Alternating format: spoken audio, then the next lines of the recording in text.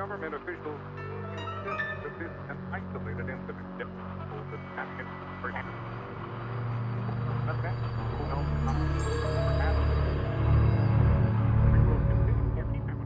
Hello, my name is Charles Huurman.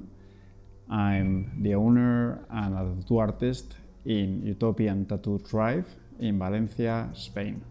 Well, the reason why I wanted to become a tattoo artist is because I wanted to live of something I would actually do for free. The only thing I would enjoy doing for free was painting and drawing. So soon enough, I found a good reason for doing it on people's skin. The first tattoo I ever did was a real fuck. It was basically the cover-up of a tribal in the ribs. So you can just imagine how that went for a first tattoo. Like, of course, I couldn't finish it. Well, my style has had like a great evolution over the years because I actually started being a dot work artist. Over that, I transitioned to realism. And basically, I would say that I'm not a realist anymore. I call it abstract realism or avant-garde. With avant-garde, what I'm trying to say is that I try to create new things every time. So it's normally like something realist with something abstract. Well, the tattoo artists that have inspired me the most, basically, I would say that have been Saba Muller, Nick Hurtado, and Dimitri Samohin. Basically, Saba Muller, he's just like a creator, like doing like something realistic with something like randomly crazy. Now we see it a lot, but when he was doing it, like it was new. And then with Dimitri Samohin, it's just that level of perfection and how professional he is, how hard he works. So definitely that's a big inspiration. Well, my first tattoo, I got it when I was 16 years old. Basically, I walked into a beauty salon where they had like a signpost outside that they did tattoos. So I got a tattoo that's now somewhere underneath all this black. And anyway, good experience. Well, my conclusion would be that it's not something any artist should do, basically. It's like two full-time jobs. They're not compatible. Like, I'm still trying to figure it out, so I find it like a real big juggle. Definitely being a tattoo artist and owner of a tattoo studio. Initially, I opened a small studio in Kilkenny, in Ireland. And when it was time to grow bigger, we were going to do it in Dublin. But as I grew up and I was born and raised in Valencia, in Spain, something made me change my mind, just pure intuition, and do the big studio here in Valencia, in Spain. I would say that my favorite tattoo has been a back piece I did on my body Roy from Limerick, Ireland, just because it was complete freedom. It was a really, really creative piece, and because it was in a good friend.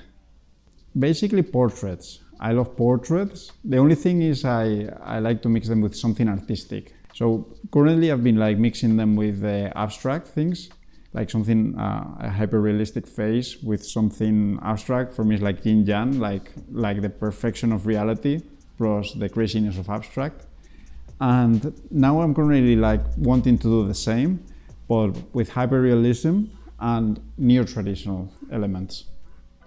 Well, the advice I would give to apprentices starting out in tattooing, it will be definitely two things, like work 10 times more than everybody else and spend like 70-80% of your time designing and 20% tattooing. So that's what, basically you do that, you always try to do the best possible tattoo, and not only a good tattoo, but the best possible tattoo. The difference between those two things is huge.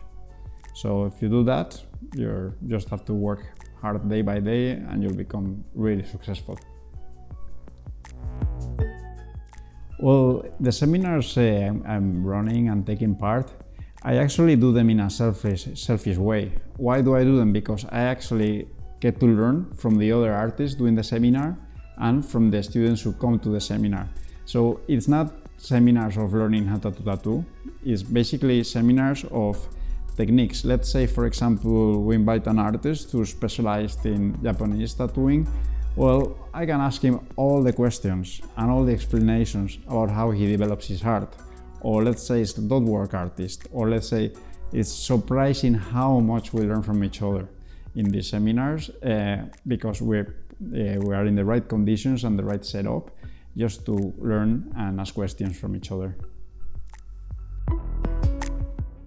Well, I find that having high quality tattoo artists in my studio is actually like something that really benefits my motivation, because every time I am happy with my work, that I think I'm doing like really good, some new artist comes and shows me that I can do much better, basically. So I would have to say that the high level of artists in my studio that come and guest and are resident is a real big motivator for me.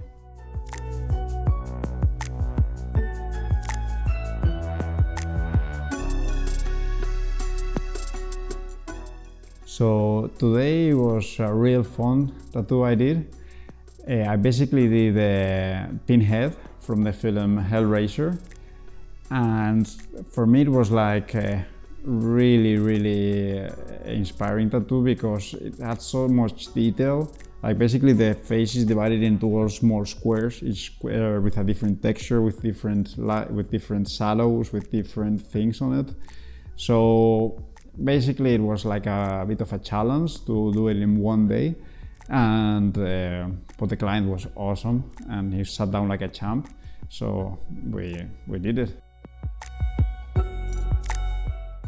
Well, my favorite horror series or horror movie, well, I actually have to think hard there.